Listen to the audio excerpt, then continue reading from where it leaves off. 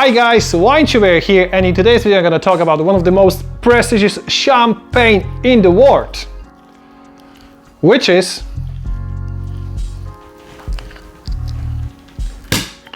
Dom Pérignon. So, let's get started.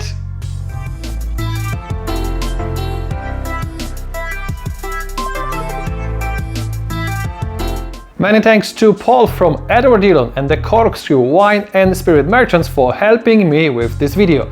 And if you're watching my channel for the first time, please consider to subscribe. Dom Pérignon is a brand of champagne produced in Epernnay town in the Champagne region in France. So now let's move on to the top 10 fun facts about DP champagne. So did you know that Dom Pérignon is champagne, but not a champagne house?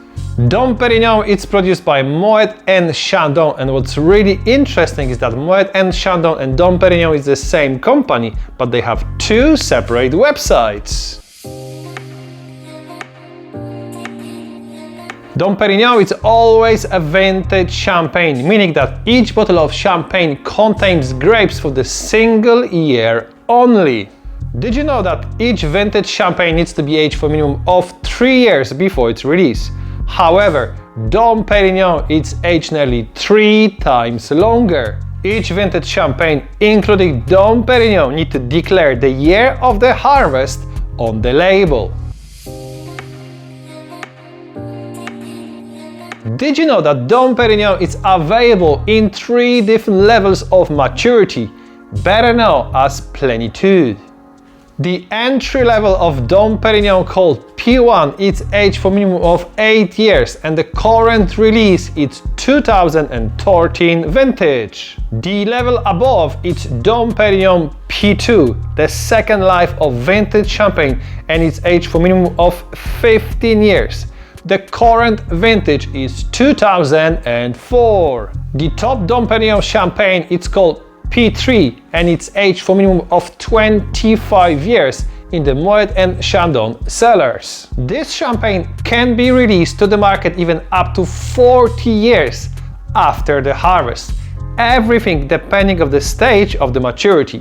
The current release is 1993, and the market price is over $5,000 per bottle.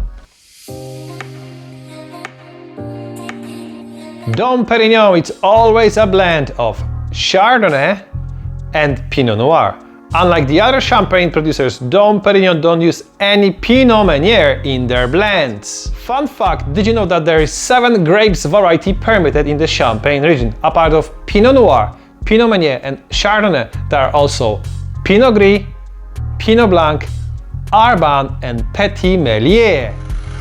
What's even more interesting, there could be even 8 grape varieties permitted in Champagne, as hybrid grape called Voltis is on a trial period for the next 9 years. So, stay tuned!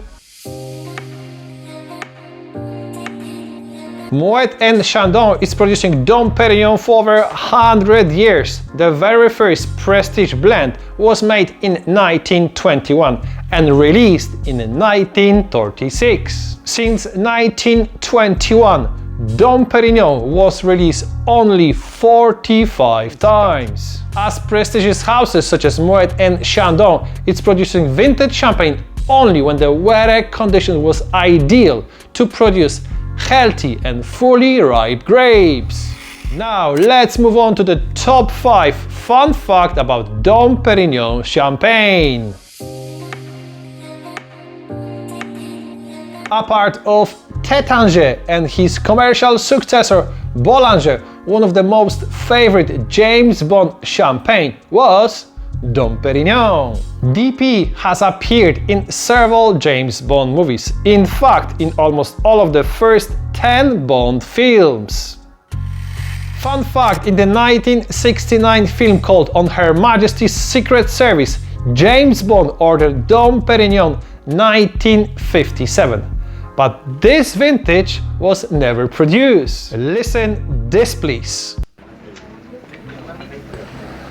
Dom Pérignon 57.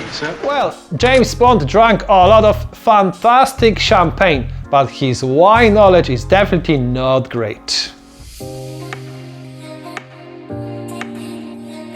Did you know that Dom Pérignon is named after Benedict Monk, who lived in the Champagne area in the end of 17th century? Many people still believe that Dom Pérignon invented the champagne method, also known as traditional method. But in fact, this method was invented in England by Christopher Merret in 1662. Monk Dom Pérignon only developed and perfected evolutionary techniques for viticulture and winemaking based on precise rules. In 1987, both brands, Moet and Chandon and Dom Pérignon, took part of merger of Louis Vuitton and Moet Hennessy. Today, Louis Vuitton Moet Hennessy is a world leader in luxury product and is owned by Bernard Arnault and family, which are currently the richest people in the world. Did you know that Moet and Chandon has royal warranty as their champagne, Dom Perignon 1961 vintage, was serving during Diana's and Prince Charles' wedding in 1981. The 1961 vintage was not chosen by accident, as 1961 was the date of birth of Diana. By the way, this rare vintage is no longer available on the market. Today I'm tasting 2013 Dom Pérignon P1, which is the current release. The DP on the nose, it's definitely pronounced, showing aromas of baked apples, apricot brioche, Mirabella plums, some lemon, cardamom, and some lovely toasty nose as well. Wow, nose is really amazing, I have to say. So the champagne on the palate is definitely dry with lovely vibrant acidity full of orchard fruits, especially apples, pears and Mirabella plums, but also some cardamom, white pepper, a bit of spicy tones. The finish is very pleasant and the wine's really elegant, almost silky on the palate. My score is 93 points of 100. Thank you very much for watching. I hope you enjoyed this video as much as I'm enjoying this champagne at the moment. By the way, don't miss out my next one, the differences between Pinot Gris and Pinot Grigio. So stay tuned, don't forget to subscribe, and see you next time.